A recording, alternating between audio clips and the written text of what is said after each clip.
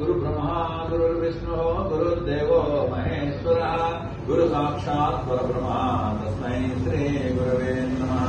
అఖండమండలాకారం వ్యాప్తం ఏన చరాచరం యత్పదం దర్శితం ఏన తస్మై శ్రీ గురవే నమః. కృష్ణం వందే జగద్గురోభ్యో నమః. డాక్టర్ మాలవి రామకృష్ణ గురుదేవతాయ నమో నమః. ఆదిశంకర పరబ్రహ్మణే నమః. గురు బ్రహ్మ గురు విష్ణు గురుదేవో మహేశ్వర గురు సాక్షాత్ పరబ్రహ్మ తస్మై శ్రీ గురవే నమః. కృష్ణ పరబ్రహ్మడు యొక్క శరీరతత్వం వేరు, కృష్ణ చేతనత్వం వేరు. కృష్ణ చేతనత్వం మొట్టమొదటి నుంచి ఉంది.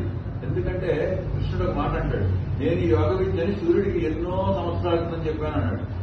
ఈ సూర్యుడికి చెప్పిన యోగ విద్య కన్నా ముందర గణపతి గణక ఋషి అనే ఆయనకి కొన్ని కోట్ల సంవత్సరాల క్రితం చెప్పాడు. కృష్ణుడు చెప్పిన భగవద్గీత అంతా కూడా గణపతి చెప్పేశాడు ముందంతా కూడా.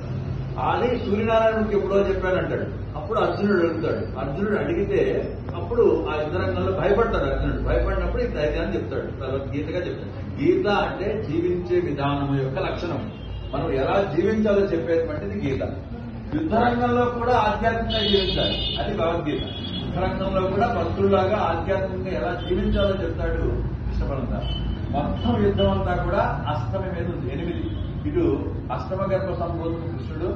అష్టమంలో పుట్టినటువంటి వాడు, అష్టమమైనటువంటి వాడు ఎవరంటే భీష్ముడు. ఇటో 8 అటో 8 2 నిలబడ్డాయి. 2 8ల మధ్య యుద్ధమే మొత్తం కూడా భగవద్గీత. ఆ మహాభారత యుద్ధం రోజు జరుగుతుంది మనకి.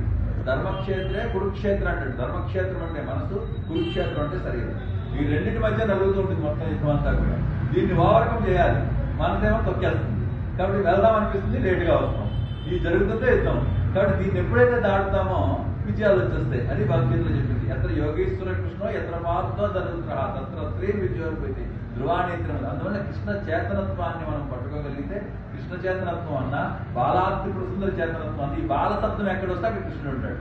కాబట్టి గాయత్రి మంత్రాన్ని కూడా నేనే అన్నాడు ఆయన. గాయత్రి ఛందస్సుని కూడా నేనే అన్నాడు ఆయన. ఛందస్సు అంటే శ్రీం హ్రీం క్లీం 3 బీజాలు. కాబట్టి ఈ యొక్క కృష్ణాష్టమి రోజు విశేషం ఏంటంటే కృష్ణ చేతనత్వం రోజు వస్తుంటుంది, అష్టమి రోజే కాదు కదా. అది ఎలా పట్టుకోవాలని చెప్పేది మాత్రం అష్టమి రోజు మాత్రమే చెప్పగలము. అష్టమి రోజే దాన్ని పట్టుకోవాలి. ఇంకో రోజు పట్టుకుంటాం అంటే కుదరదు. కాబట్టి 8లో ఉన్నటువంటి వాడు, చావు లేనటువంటి వాడు, గుచ్చి లేనటువంటి భీష్మాచార్య. చావు లేని వాడిని గుచ్చి గుచ్చి గుచ్చి గుచ్చి చంపాడు కృష్ణుడు. మొత్తం యుద్ధం ఎలా జరుగుతుందంటే, 4 యుద్ధరంగంలో మొట్టమొదటి ఉత్సాహంతో వస్తాడు అర్జునుడు.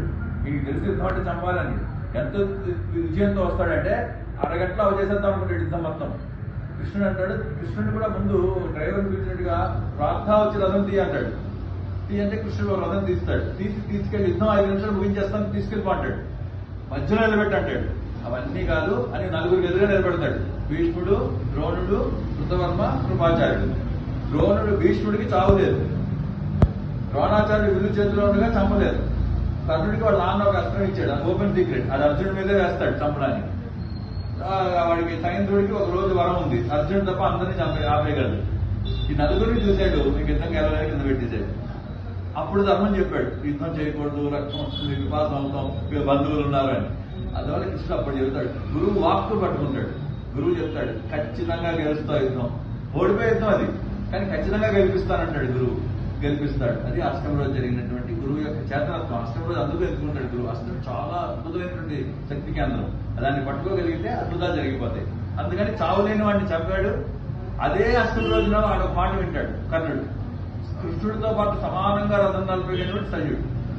ఈ సల్యుడు ఏం చెప్తాడు, సల్యుడి మాటల్లో అన్ని కూడా యాంటీ చెప్తాడు. నువ్వు గెలవలేవు, నువ్వు ఓడిపోతావు, నీతో కాదు అని చెబుతాడు.